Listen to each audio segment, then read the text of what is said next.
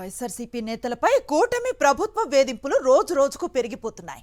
Red book డైరెక్షన్లో పోలీసులు పచ్చపాత్రను పోషిస్తున్నారు. చట్టాన్ని ఫాలో కావాల్సిన పోలీసులు కరకట్ట యెల్లో రూల్స్ ఫాలో అవుతున్నారు. విడుదల రజనీపై పోలీసులు దౌర్జన్యానికి దిగారు. మహిళ అని కూడా చూడకుండా అనుచితంగా ప్రవర్తించారు. రజనీ చుట్టూ చేరి నానా హంగామా చేశారు. అసలు కూటమి ప్రభుత్వానికి మహిళలంటే గౌరవం ఉందా? పచ్చ చొక్కా వేసుకున్న సీఐ రజనీని ఉద్దేశించి దురుసుగా "నీవు పక్కకు పో" అంటూ నెట్టాన్ని ఎలా చూడాలి? ఏపీ పోలీసుల పచ్చ కావరం ఎలా ఉందో ఈ స్టోరీలో చూడండి.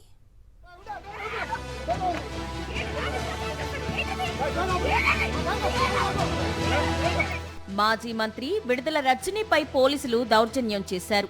పల్నాడు జిల్లా మానుకొండవారిపాలెంలో ఓ కుటుంబాన్ని పరామర్శించేందుకు వెళ్లిన విడుదల రజనీపై పోలీసులు అనుచితంగా ప్రవర్తించారు. ఓ కుటుంబాన్ని పరామర్శించడానికి కొంతమంది అనుచరులతో విడుదల రజనీ వెళితే అక్కడకు పోలీసులు భారీగా చేరుకొని నానా హంగామా చేశారు. విడుదల రజనీ అనుచరుల్లో ఒకరైన శ్రీకాంత్ అనే వ్యక్తిని అరెస్టు చేయడానికి పోలీసులు ప్రయత్నించారు. దీన్ని రజనీ ప్రశ్నించారు. ఎందుకు అరెస్టు చేస్తున్నారో చెప్పాలంటూ నిలదీశారు. ఈ క్రమంలో అక్కడున్న సీఐ సుబ్బారాయుడు పక్కకి పో అంటూ విడుదల రజనీ పట్ల అనుచితంగా మాట్లాడడమే కాకుండా ఆమెను పక్కకు నెట్టేశారు. ఒక మహిళ మాజీ మంత్రి అని కూడా చూడకుండా పోలీసులు ప్రవర్తించిన తీరు ప్రస్తుత కూటమి ప్రభుత్వ అరాచక పాలనకు అద్దం పడుతోంది.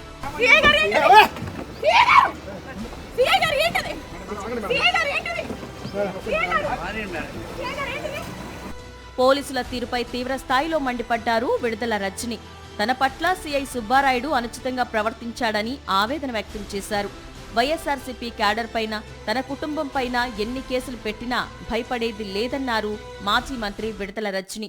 నేను ఒక ధర్నాకెళ్ళి ధర్నాలో మేము మా క్యాడర్ పార్టిసిపేట్ చేస్తే మా మీద కేసు కడతారు. ఇంట్లో ఉన్నటువంటి మా మామయ్య గతంలో కూడా చెప్పాను, దాదాపు 80 సంవత్సరాల వరకు ఉంటాడు, ఆయన మీద కేసులు కట్టారు. ఇక్కడ ఉన్నటువంటి మా ఫాలోవర్స్ అందరినీ కూడా ఏ విధంగా వేధిస్తున్నారు అనే దానికి నిదర్శనమే ఈరోజు ఈ అరెస్ట్ను కూడా మీరు చూడాల్సినటువంటి అవసరం ఉంది. మా వైఎస్ఆర్ కాంగ్రెస్ పార్టీ యొక్క కార్యకర్తలు వాళ్ళంతా మా పార్టీ కానీ మేము కొన్ని సిద్ధాంతాల్ని, మా నిజాయితీని, మా కష్టాన్ని నమ్ముకొని ఉన్న వాళ్ళం. కాబట్టి మీరు ఇలాంటి ఎన్ని చేసినా కూడా మేమేం భయపడము, మేము పోరాడతాం. మాజీ మంత్రి విడుదల రజనీ పట్ల చిలకలూరిపేట రూరల్ సీఐ దారుణంగా ప్రవర్తించాడని ఆగ్రహం వ్యక్తం చేశారు పేర్ని నాని. సీఐ సుబ్బారాయుడు పశువులా ప్రవర్తించాడని మండిపడ్డారు. కుటుంబ సభ్యులు సీఐకు అన్నంతో పాటు సంస్కారం కూడా పెట్టాలని హితవు పలికారు పేర్ని నాని. ఆవిడ కారులో ఆవిడ కూర్చుని ఉంటే ఆ డోరు లాగి ఆవిడ్ని బయటికి లాగుతాడు. మహిళ అనేటువంటి విచక్షణ లేకుండా ఎలా పడితే అలా ప్రవర్తిస్తాడు, మీదకు వస్తాడు. మన ఇంట్లో ఆడవాళ్ళు లేరా? ఇంట్లో తాడి కట్టిన ఆవిడ లేదా? జన్మనిచ్చిన ఆవిడ లేదా? తోడబుట్టిన వాళ్ళు లేరా?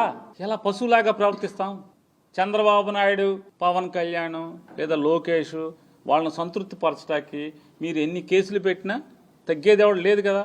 కాకపోతే ఇక్కడ ఆక్షేపణీయం, అభ్యంతరకరం ఏంటంటే ఒకళ్ళ మహిళా మాజీ శాసనసభ్యురాలు, మహిళా మాజీ మంత్రి పట్ల, మరీ ప్రత్యేకించి ఒక మహిళ పట్ల ప్రవర్తించే తీరా పోలీసు అదేం చెప్తున్నాను.